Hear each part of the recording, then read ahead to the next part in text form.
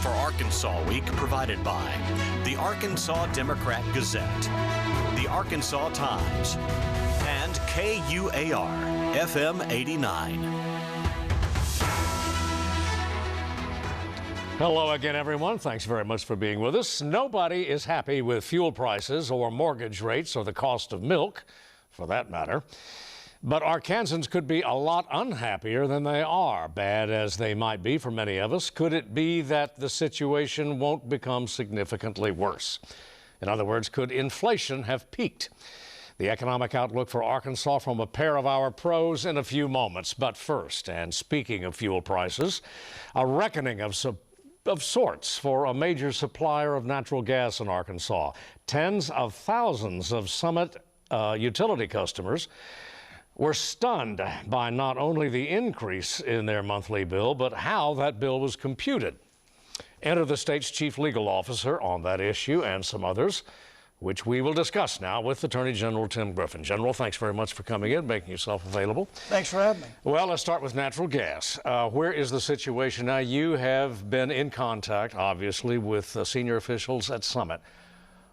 What can you tell us at this point? Are you satisfied with what's been done so far? Well, no. I think we still have questions. I still have questions, but I have spoken directly with the CEO. I have his cell phone and have had it for some time, and I've called him directly, spoken with him at least twice about this issue, and one of his senior executives as well. They have said as much that they got some stuff wrong. They sent these letters out. The recent bill you received is incorrect. The question that I think a lot of us had is, what exactly did they get wrong, and how are they going to make it right? Now, they've assured me that that no Arkansan is going to pay for any gas that they didn't use. You're only going to pay for what you use, which is all we can ask.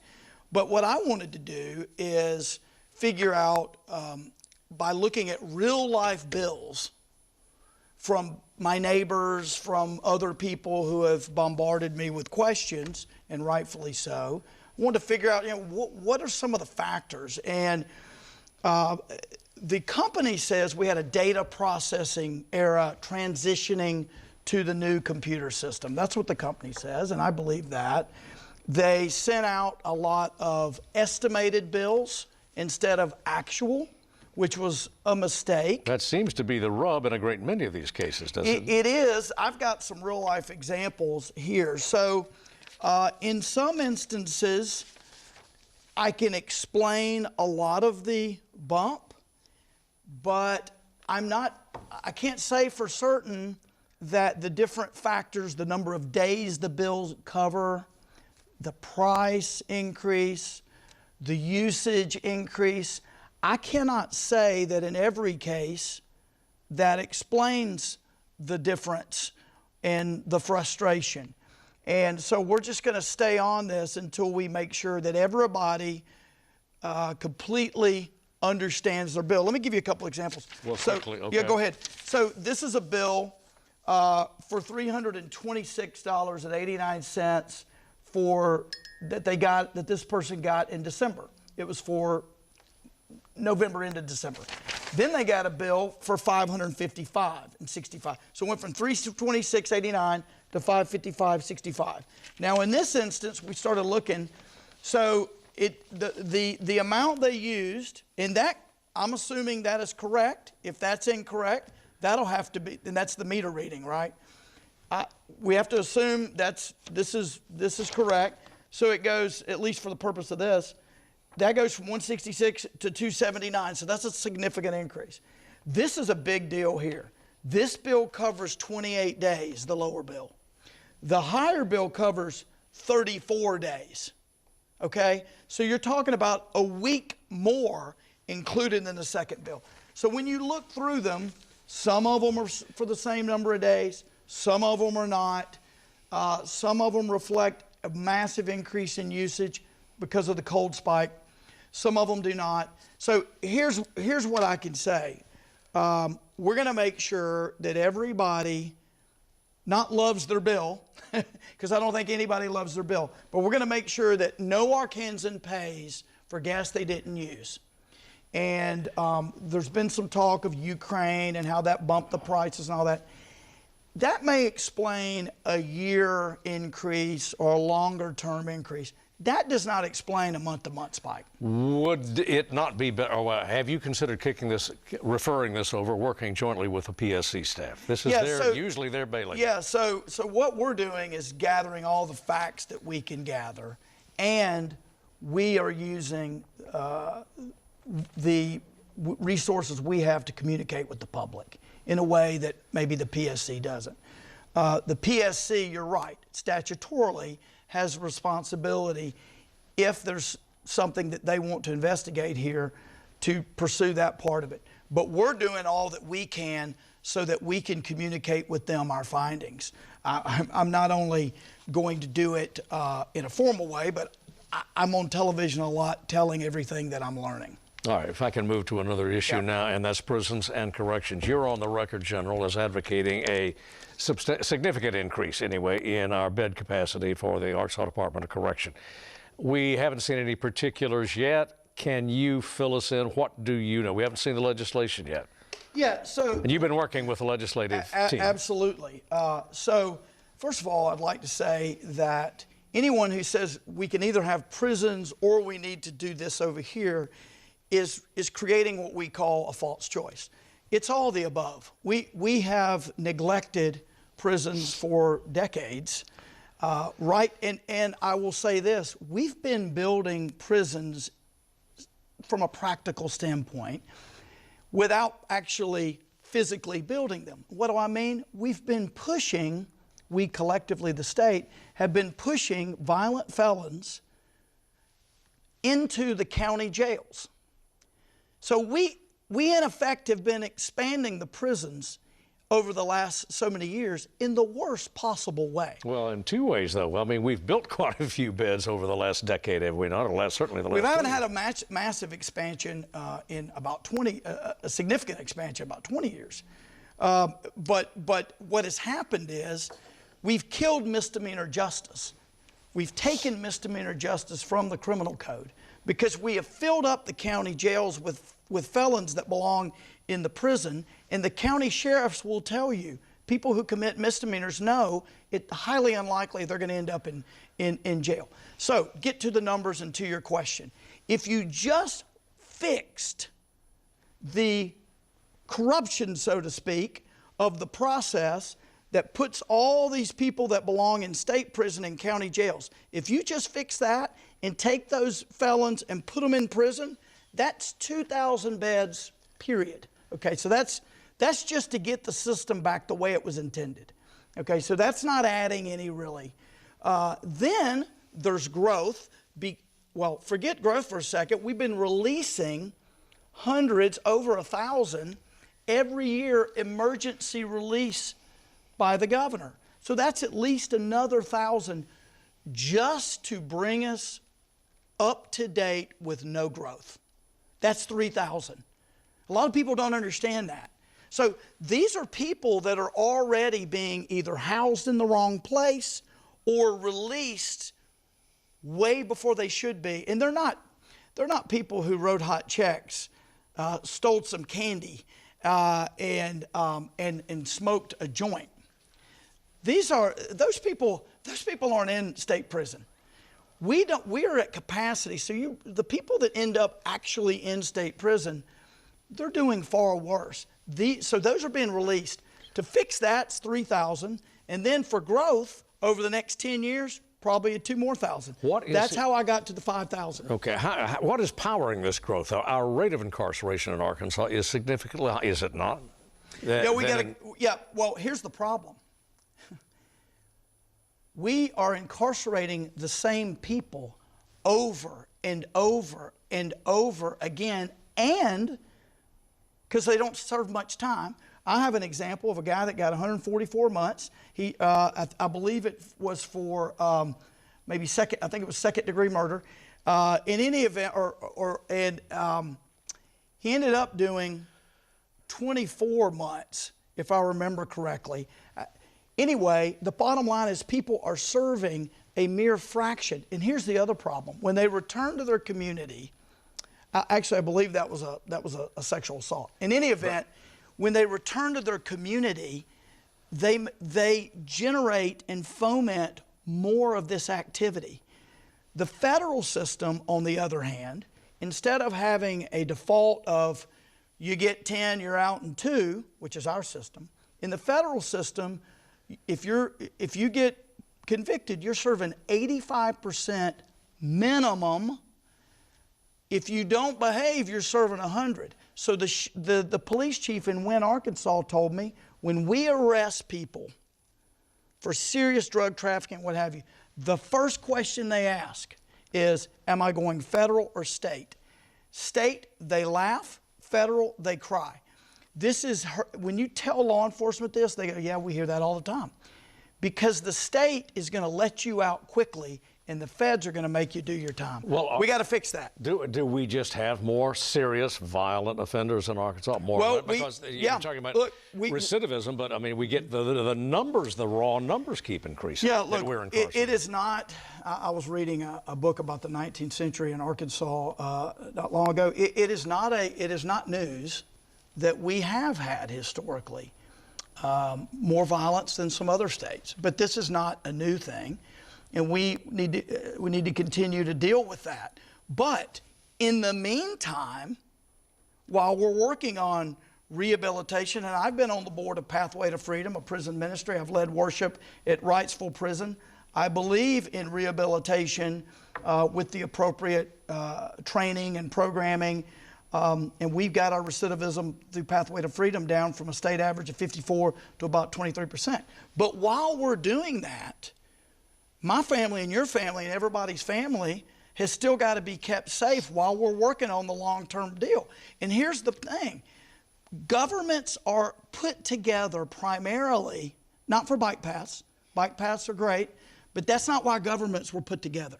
Governments were put together to keep the chaos out and to have an ordered society.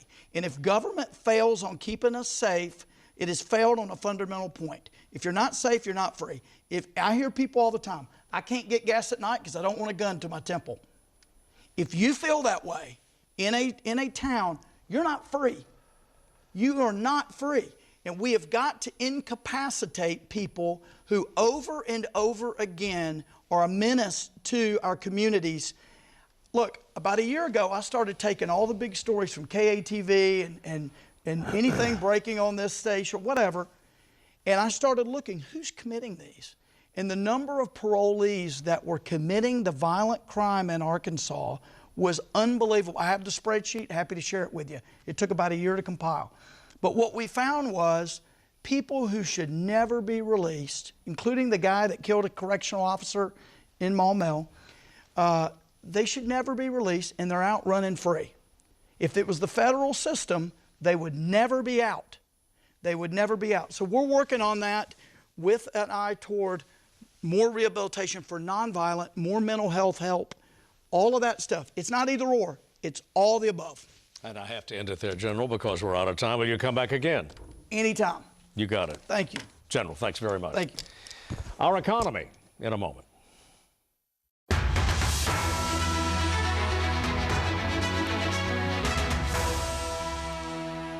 And we are back. In economics, at every level, from the living room to the boardroom, every point counts, especially the 25 basis points by which the Federal Reserve raised interest rates this week. Hardly the last increase, says its chairman, and we should note hardly the first in recent months. At almost the same hour, the state treasury reported January tax collections up 3% from year to year, almost 10% over forecast. Well, some perspective now from Dr. Jeremy Horpedahl of the UCA Economics Research Faculty and his counterpart at the University of Arkansas, Dr. Mervin Jebaraj. Gentlemen, doctors, thank you both for coming in. Thank you. What do we make of this? As we are going to press, so to speak, Washington announces almost unprecedented low unemployment rate and hiring up beyond any reasonable expectation, well over 500,000. Jeremy? Yeah, that's right. 500,000 jobs just announced this week, and they revised up the last few months. So you've got over 1 million jobs added in the last 3 months in the U.S. Arkansas looking pretty good too. Not quite as robust job growth the past few months in Arkansas, but this is kind of defying all expectations. We did expect, as the Fed would start raising rates, that this might bring down employment growth. It might even raise unemployment. So far, it's had the effect they wanted. Inflation is at least starting to come down a little bit, but we haven't seen any cool down in the job market, so that's been welcome signs so far. Yeah, Mervin, your take, your perspective. Yeah, I mean, everything that you learn in the introduction economics textbook, just throw it out the window. I mean, typically what you see is an era of high inflation where the Federal Reserve's been raising rates as fast as they have been over the last year. You should have seen unemployment go up fairly significantly. But that's not what we've seen. And as Jeremy pointed out, I mean, we're looking at, I think, the lowest unemployment nationally, at least in the last 50 years, and very strong employment growth, a lot higher than expectations so far in January. Well, what's at work here? What's going on? Mervin?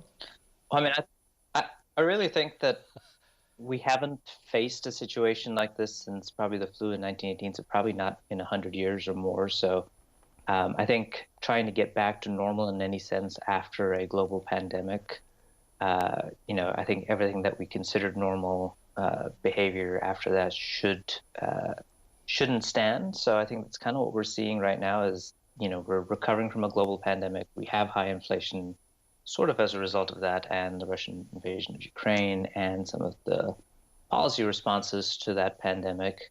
But people's behavior after the pandemic is dramatically different than it was before the pandemic. And consumers, while they've pulled back some in the last several months, are still, spending a lot more money than they were before the pandemic.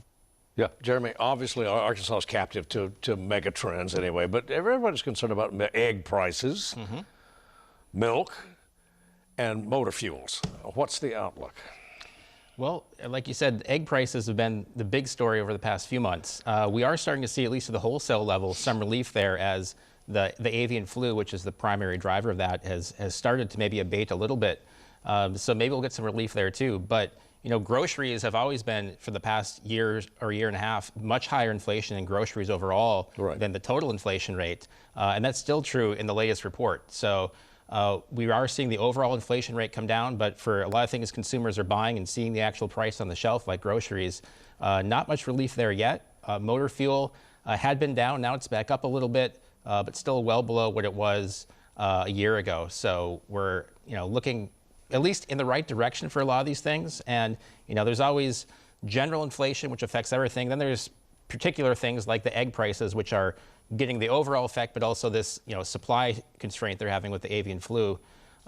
Those things are not good where they are now, but at least everything seems like it's moving in the right direction. Well, but how quickly? How quickly? Wages are not. I mean, consumer prices still, CPI, I think, is still about 2% over wages. If we look at the year over year, but if we look at the past 6 months of wage gains versus consumer price inflation, wage has been beating consumer price inflation the past 6 months. So if we look at compared to a year ago, wages are down compared to prices, but we have been seeing even a bright picture. Just the report this month, we had 0.3% wage growth. Now we need to still see what inflation was in the past month. We'll get that report, I think, on Valentine's Day, but probably will be below 0.3%. So we might have another month where wages are beating inflation. And the Arkansas Treasury, Mervin, just is overflowing with money, at least by contemporary standards. The governor is smiling. Mr. Biden is smiling. Chairman of the Fed is not smiling. So what does that tell us? Well, I mean, I think you look at the Arkansas tax collections, and in part, it's because of strong consumer spending here in Arkansas. And I think they highlighted the fact that motor vehicle sales were higher. Over the last couple of years, we've had sort of a shortage in that particular sector, and we're seeing more cars on lots, which means people are buying more cars, even in spite of the higher interest rates that you see today than you had a couple of years ago. All in all, I think the Federal Reserve probably has more reason today than they did last week to continue raising rates. I think broadly expectations were that they would raise by another 0.25% in March and then pause.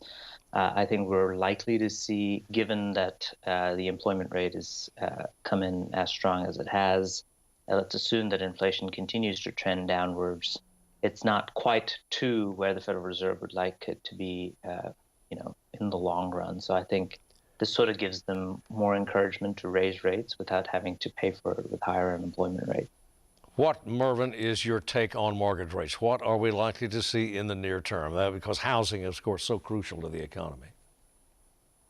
Right. I mean, I think what you've seen is that the mortgage rates spiked, earlier, towards the end of last year or middle part of last year, but since then have come down. We're seeing rates in the low 6%, and, some prime borrowers might be able to get something in the high 5% for a 30-year mortgage. So I think we're likely to settle in this range through the course of this year. I think it's largely driven by the 10-year Treasury, which is currently above 3% right now. Yeah, Jeremy Horpedahl, would you agree with that? Yeah, I think that's right. I think we did see in the third quarter of last year significant declines in housing construction and things in that area and housing sales. Real slowdown. Yeah, in the fourth quarter, though, things seemed to pick up at least a little bit. So maybe we had kind of one quarter where housing was really struggling, but it looks like those high rates are not necessarily keeping people away as much as we might have thought. And as Mervin said, they have come down a little bit from their peaks. So, housing is a big part of the economy. The other big part in GDP is consumer spending. We've seen, positive GDP growth in the fourth quarter, but consumer spending, if we look at just the last 2 months of the year, November and December, it has come down a little bit. So if there are any weak spots, consumer spending has come down a little bit the past 2 months. Industrial production, another broad measure of the economy, has come down the last 2 months of 2022. That doesn't mean we're heading towards a recession necessarily, but those are measures to watch. If those keep going down, those are worrying signs. Even though the job market seems to keep roaring along, these other broad measures of the economy are showing a little bit of softening as we look at the most recent data. Well, the word softening, soft landing, is that possible? Are you lying awake, Jeremy Horpedahl, tonight, thinking reception's on the way, or are we going to beat that? When I think we talked maybe a month and a half or two ago, we said, we kind of joked soft landing. That's kind of impossible. But the Fed now is starting to lower its, or at least raise rates less than it was before. Job market keeps roaring along. It looks, I think, at least like a possibility now. But I think, we should always be prepared for that recession. I think, as Mervin said, we're in a very strange time. I think people had a lot of savings built up during the pandemic. A lot of people have spent those down now. So I think that's a worry if we are heading into a recession, that consumers might not have the savings that they had built up during the pandemic as they kind of spent it in the year we kind of were getting out of it. So that might be a worry if, these other broad measures continue to go down. Mervin, that's a lot of balls up in the air. Soft landing?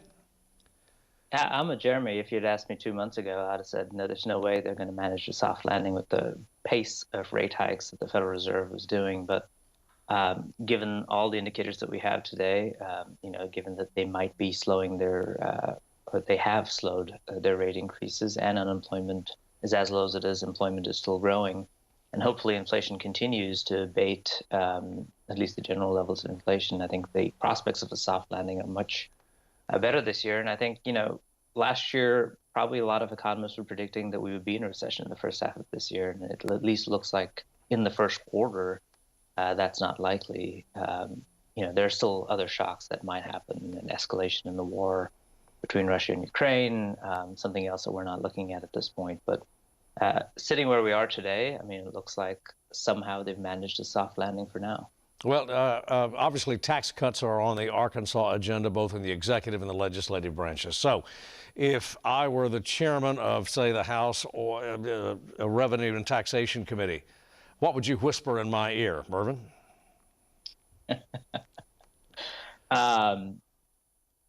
My personal opinion on the matter is that obviously there's, it's sort of in this weird place. You have all these revenues, the economy is booming, and we might get a soft landing. I would invest more in our state's economy with labor force and workforce training and things of that nature than trying to cut taxes at this point.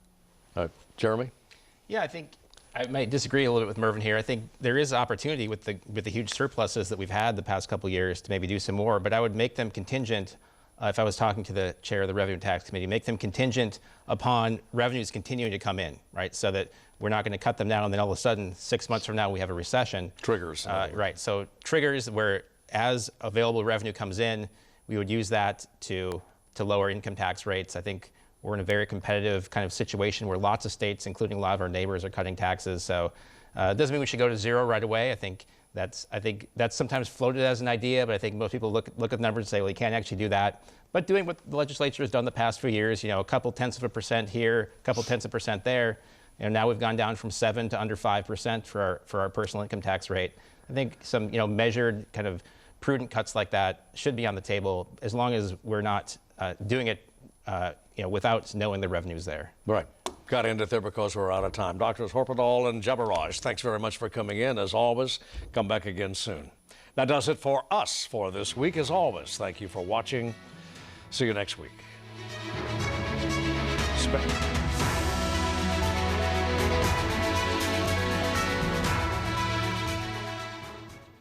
Support for Arkansas Week provided by the Arkansas Democrat Gazette, the Arkansas Times, and KUAR FM 89.